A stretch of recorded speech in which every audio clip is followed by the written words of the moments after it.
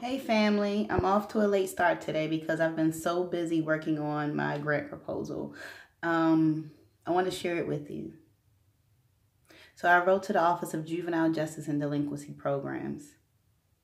I am writing to them on behalf of my nonprofit. It is a 501c3 nonprofit titled Life Skill Institute of Finance and Education Academy, Inc. Life Academy, Inc.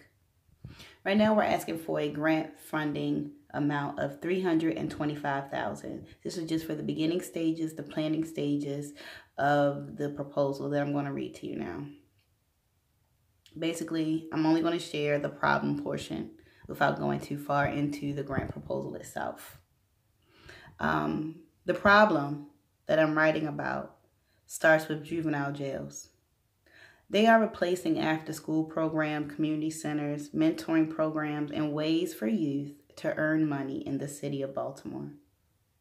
Recreation centers have closed at an alarming pace over the last decade due to budget cuts. Legislation supports the increase of funding criminal systems over community centers, especially in disadvantaged neighborhoods.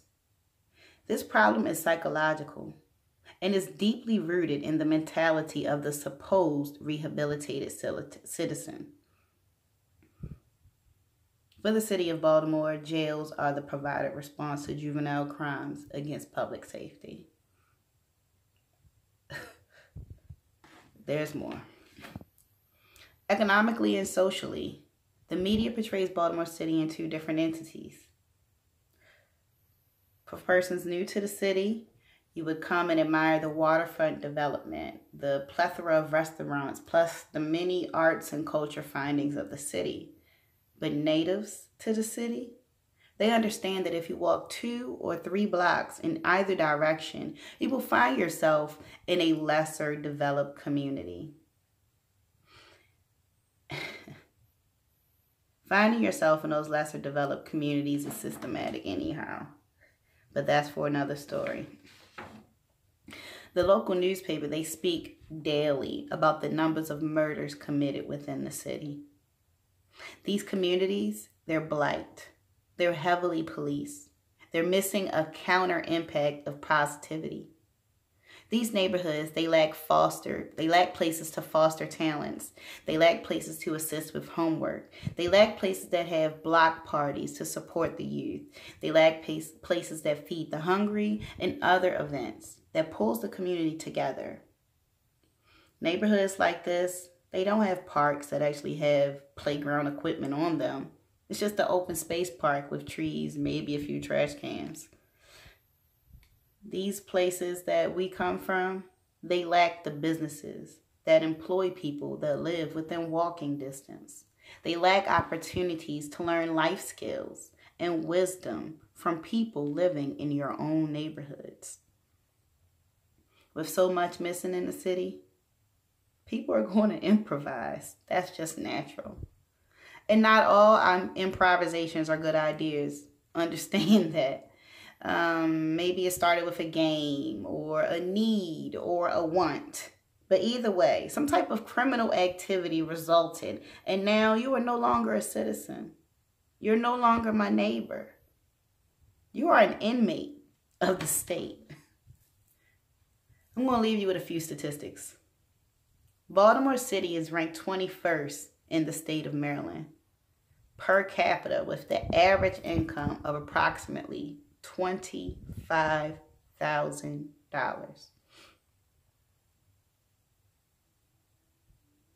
You're number one, and that's the median amount the city residents are earning, $25K. Of the combined 1,387 youth arrests in Baltimore City between 2017 and 2018, a staggering 94% of those arrests were Black individuals, brown individuals. Only 4% were white. 40% of kids that went into juvenile jail detention ended up back in jail or in prison before the age of 25. And the last statistic I'll leave you with, Baltimore City is 63% black, but only 6% will escape poverty, leaving the rest to crime as a means to eat and live. Of those being your only options, I understand. I don't condone it, but I understand. You weren't given a fighting chance. You weren't given an opportunity. And that's why I'm writing grant proposals, to shine light on areas that we know need service, to shine light on areas that we know need help. Maybe now with all of the killings, maybe now with all of the white on black attention, grants and funding will come to our community, just like it did all of the other races that were deferred by white race policies. Don't forget to subscribe, to check me out. Some days it's deep and heavy. Some days it's nice